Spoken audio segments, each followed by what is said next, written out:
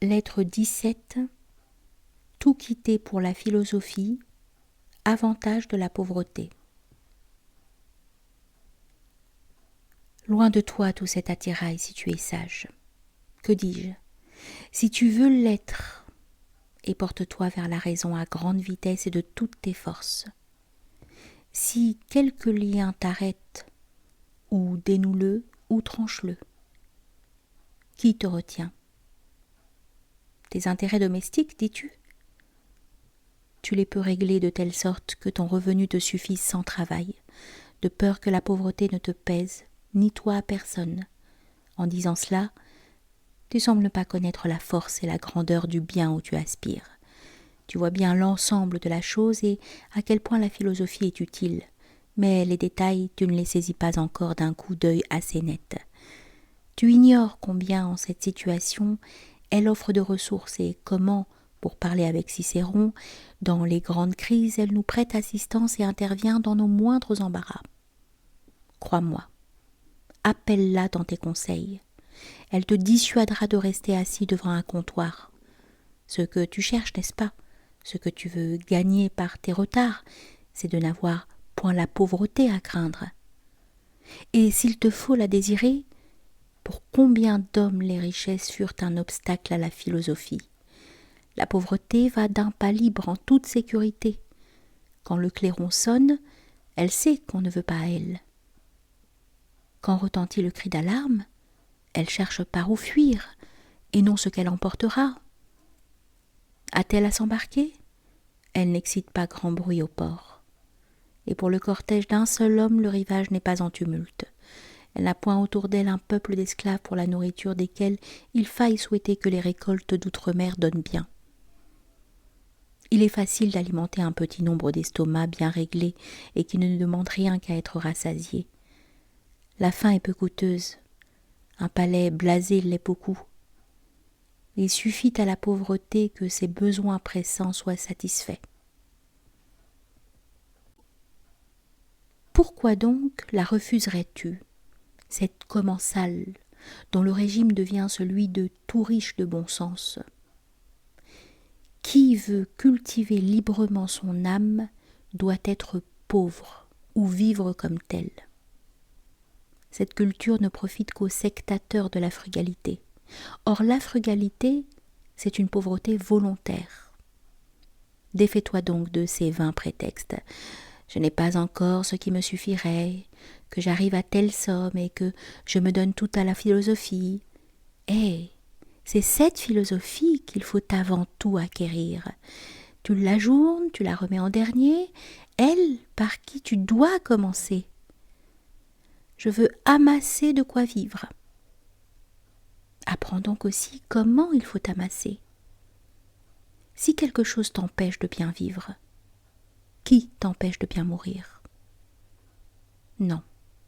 Ni la pauvreté n'est faite pour nous enlever à la philosophie, ni l'indigence même. Ceux qui ont hâte d'arriver à elle devront endurer même la faim, combien l'enduraient des populations assiégées. Et quel autre prix voulaient-elles de leur souffrance que de ne pas tomber à la merci du vainqueur? Combien est plus grande une conquête qui promet la liberté perpétuelle et le bonheur de ne craindre ni homme ni Dieu? Oui, fût-ce par les tortures de la faim, c'est là qu'il faut marcher. Des armées se sont résignées à manquer de tout, à vivre de racines sauvages. Des choses dont le seul nom répugne les ont soutenues dans leur dénuement. Tout cela, elles l'ont souffert pour des maîtres, chose plus étonnante, étrangers. Et l'on hésiterait devant une pauvreté qui affranchit l'âme de ses passions furieuses. Ce n'est donc pas d'amasser qu'il s'agit d'abord. On peut, même sans provision de route, arriver à la philosophie. Je te comprends. Quand tu posséderas tout le reste, tu voudras bien avoir aussi la sagesse. Ce sera comme le complément du matériel de ta vie, et pour ainsi dire, un meuble de plus. Oh, plutôt, si peu que tu possèdes, fais-toi dès maintenant philosophe, car d'où sais-tu si tu n'as pas déjà trop? Si tu n'as rien, recherche la philosophie avant toute chose. Mais je manquerai du nécessaire. Je dis d'abord non. Cela ne saurait être tant la nature demande peu. Et le sage s'accommode à la nature. Que si les nécessités les plus extrêmes fondent sur lui, il est prêt. Il s'élance hors de la vie et cesse d'être à charge à lui-même. N'a-t-il pour sustenter cette vie que d'exiguës et étroites ressources ? Tant mieux, se dira-t-il, et sans autre souci, sans se mettre en peine que du nécessaire, il paiera sa dette à son estomac, couvrira ses épaules, et en voyant les tracas des riches, et étant de rivaux dans cette course aux richesses, tranquille et satisfait, il ne fera qu'en rire. Il leur criera « Pourquoi remettre si tard à jouir de vous-même ? Attendrez-vous les fruits de vos capitaux, les gains de vos spéculations, le testament d'un riche vieillard ?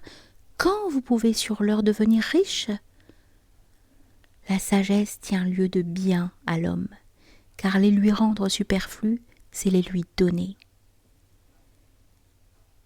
Ceci s'adresse à d'autres qu'à toi, qui es voisin de l'opulence. Change le siècle, tu auras trop, et dans tout siècle, le nécessaire est le même. Je pourrais clore ici ma lettre, mais je t'ai gâté. Il n'est permis de saluer les rois partent qu'avec un présent. Toi, l'on ne peut te dire adieu sans payer. Qu'ai-je sur moi ? Empruntons à Épicure. Que d'hommes pour qui la richesse conquise n'a pas été la fin, mais le changement de leur misère. Je n'en suis pas surpris. Ce n'est point dans les choses qu'est le mal, c'est dans l'âme. Ce qui lui rendait la pauvreté si lourde fait que les richesses lui pèsent. Comme il est indifférent que l'homme qui souffre soit déposé sur un lit de bois ou sur un lit d'or, n'importe où tu l'as transféré, ses douleurs y passent avec lui.